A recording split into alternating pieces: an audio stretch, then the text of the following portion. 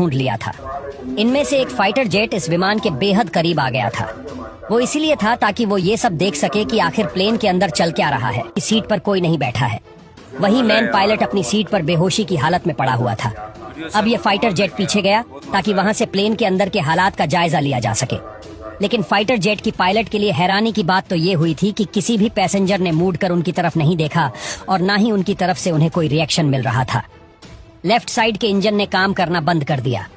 अब समय था 11:49। फाइटर जेट का है। फिर वो उन्हें कुछ ही पलों में पायलट सीट पर बैठा हुआ दिखाई दिया।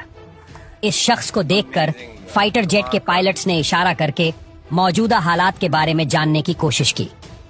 ये शख्स भी फाइटर के पायलट्स को कुछ बताना चाह रहा था, लेकिन वो दिया और इसकी वजह से प्लेन लेफ्ट साइड में झुककर तेजी से नीचे की ओर गिरने लगा। पायलट सीट पर बैठा शख्स प्लेन को कंट्रोल करने की कोशिश तो कर ही रहा था, लेकिन वो उसमें पूरी तरह से नाकाम रहा। इसके बाद 12 बजे फ्लाइट की राइट साइड के इंजन ने भी काम करना बंद कर दिया। प्लेन एथेंस से 140 किलोमीटर दूर जाकर ग्रामेटिका की पहाड़ियों के पास क्रैश हो गया।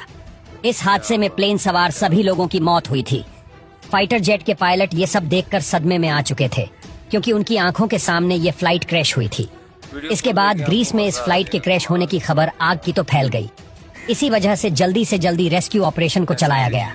सभी 121 लोगों के शव को ढूंढ कुछ लोगों का पोस्टमार्टम किया गया तो बहुत चौंकाने वाली बात सामने आई थी। उन्हें पता चला कि प्लेन में मौजूद पायलट समेत लगभग सभी लोग पहले ही मर चुके थे। तो अब यहाँ सबसे बड़ा सवाल ये था कि जब दोनों पायलट की मौत 2 घंटे पहले ही हो चुकी थी, तो प्लेन का कंट्रोल किसके पास था?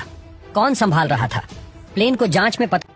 तो अब यहाँ सबसे बड़ा सवाल ये था कि जब दोनों पायलट की मौत 2 घंटे पहले ही हो चुकी थी, तो प्लेन का कंट्रोल किसके पास था? कौन संभाल रहा था?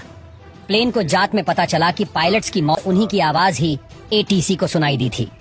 उन्होंने मेरे कहकर करीब 5 बार मदद की गुहार एटीसी को लगाई थी। फ्लाइट अटेंडेंट के पास यूके कमर्शियल पायलट का लाइसेंस तो था, लेकिन उन्हें इतना एक्सपीरियंस नहीं था कि वो बोइंग 737 जैसे प्लेन को कंट्रोल कर सके। लेकिन इसके बावजूद प्लेन को वो ज्यादा पॉपुलेटेड एरिया से दूर ले जाने में कामयाब रहे। अब आप सोचिए कि अगर वो ऐसा ना करते तो ना जाने कितने और मासूम लोगों की जान चली जाती। जांच शुरू कर दी। सबसे पहले तो प्लेन लेफ्ट साइड में क्यों चूक गया था, इसी लेकर ये पता चला कि प्लेन के लेफ्ट साइड का फ्यूल खत्म हो गया था। लेकिन अभी भी इस हादसे की जड़ तक पहुंचना बाकी था। तभी एक इन्वेस्टिगेशन ऑफिसर की इस बटन को देखते ही इन्वेस्टिगेशन ऑफिसर को समझ आ चुका था कि कैसे ये हादसा हुआ। दरअसल प्रेशराइज बटन एक पूरे जहाज में हवा के प्रेशर को कंट्रोल करता है।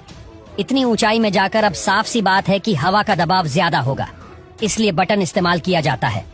इसी के साथ आपको बता दें कि इसी बटन से है जिससे प्लेन के अंदर बैठे लोगों को ऑक्सीजन मिल सके। आमतौर पर इस बटन को ऑटोमेटिक मोड पर ही रखा जाता है और कभी कभी इसे मैनुअल भी किया जाता है, तो पायलट को इसका ध्यान रखना पड़ता है। यहाँ हुई थी गलत। अब जैसे जैसे जांच आगे बढ़ी तो आपसे कई सबसे मेजर रीजन, वहाँ सर्विस करने वालों ने इसके प्रेशराइज बटन को मैनुअल मोड पर डाल दिया था। प्लेन उड़ाने के समय दोनों पायलट्स का इस और ध्यान नहीं गया था कि बटन ऑटोमेटिक मोड पर नहीं बल्कि वो मैनुअल मोड पर है। इसके कारण प्लेन में ऑक्सीजन की मात्रा धीरे धीरे घटने लगी। फिर कॉकपिट में भी ऑक्सीजन का लेवल कम हो गया, जिससे दोनों पायलट बेहोश हो गए। वही सभी यात्री और क्रू मेंबर भी धीरे धीरे बेहोश होने लगे। इसके बाद ऑक्सीजन न मिलने के कारण